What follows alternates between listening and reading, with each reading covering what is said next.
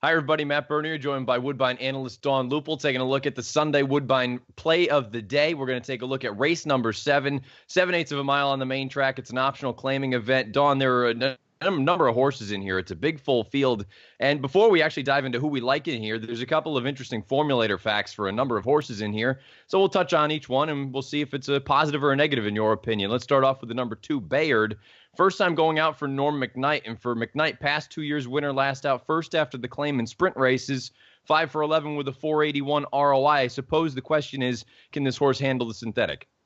Well, that's probably the only question, because you know that the connections will have him ready to go. He has had the opportunity to get a work over the surface, Matt, which I think is important. And it looks like the work was okay, 48-4, nothing too exciting. But the way that barn is firing so far, 7 for 12 this year, yeah, I'm not picking against them. You can find so many stats to support that play.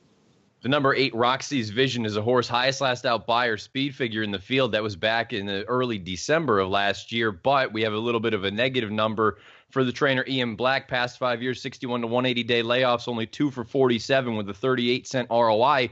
From a speed figure standpoint, this horse makes a lot of sense. Has had success up at the Tapeta surface over Woodbine. The question is, again, off that long layoff, what do you think you're going to get? Yeah, sure. I mean, and likes the distance too. So he's 2 for 5 going 7/8, but not a layoff trainer that I tend to play. So I'm a pass.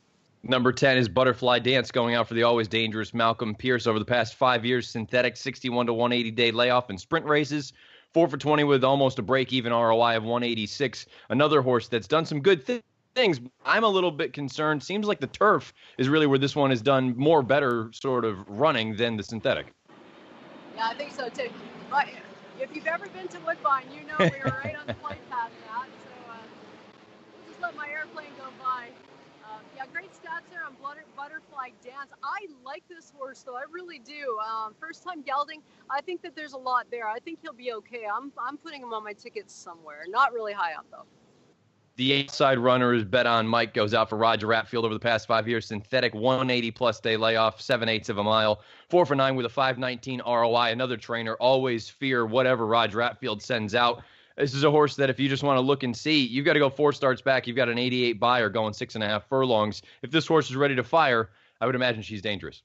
I think so. I think certainly Hernandez probably had his choice of a couple in here too, and he's gone with Bet on Mike. So tough post position. That's the only drawback.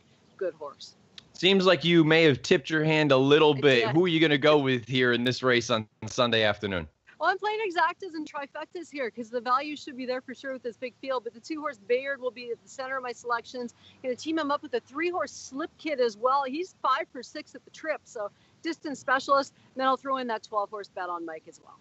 Yeah, I'm going to go with the 3 Slip Kid as well in here. I think this is a horse going to be forwardly placed, has run well off the layoff, likes Woodbine, 5 for 6 at the distance, as you alluded to. We'll see what we get off of a little bit of a layoff here for Kevin Attard. Dawn's going to go with the number 2 in here, Bayard. I'm going to go with the number 3 Slip Kid in the 7th at Woodbine on Sunday. Your Woodbine play of the day.